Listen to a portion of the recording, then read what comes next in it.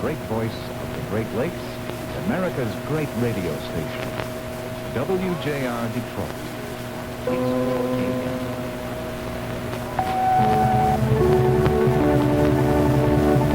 NBC Radio News, this is Stan Martin reporting.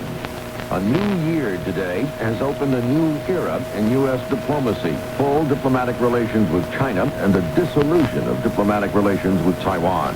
President Carter marked the change with messages to Peking. Bill Lynch has a report.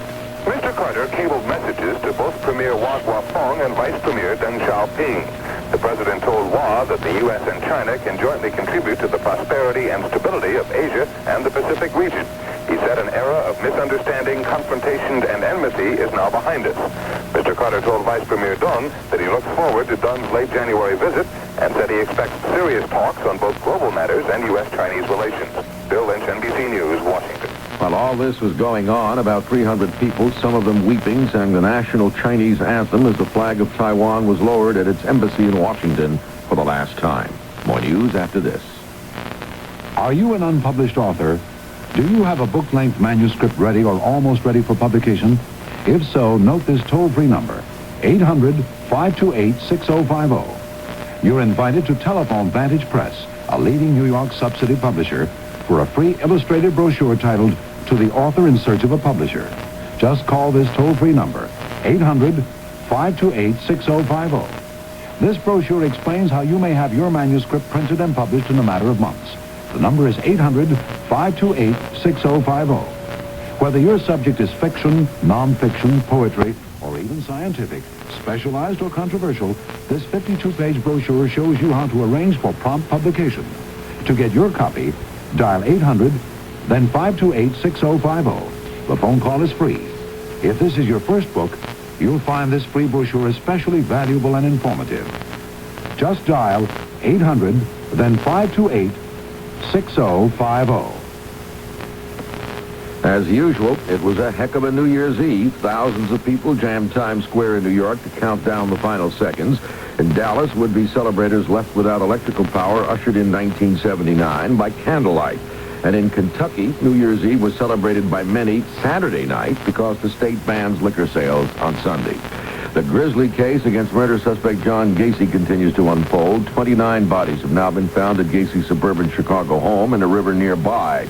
What is as arduous as the digging is the identification. Al Swanson provides details. Cook County Medical Examiner Robert Stein has 4 dentists helping him chart the dental work on the 26 unidentified bodies pulled from underneath John Gacy's suburban Chicago home. Dr. Stein is disappointed because he's gotten only a dozen dental charts. It makes you wonder how many people are not going to send in charts because who would want to find out that their husband is a homosexualist? Who would want to find out, perhaps, that their brother is a homosexual? Police will resume digging for bodies under Gacy's home on Tuesday. Al Swanson, NBC News, Chicago. The head of Iran's military government has resigned to make way for civilian rule, but violence continues. U.S. dependents have been urged to leave Iran, but there's an airport strike, and Pan American Airways now says it has canceled its service to Iran for today and will evaluate any future flights. You're listening to NBC News. The Wall Street Journal stands alone. No daily publication matches the complete wall-to-wall business coverage it offers. That's why people at the top read the Journal every day. In recent issues, the Journal took a close-up look at the launching of a new product, a highly detailed insight into how new products are conceived, developed, tested, and sold.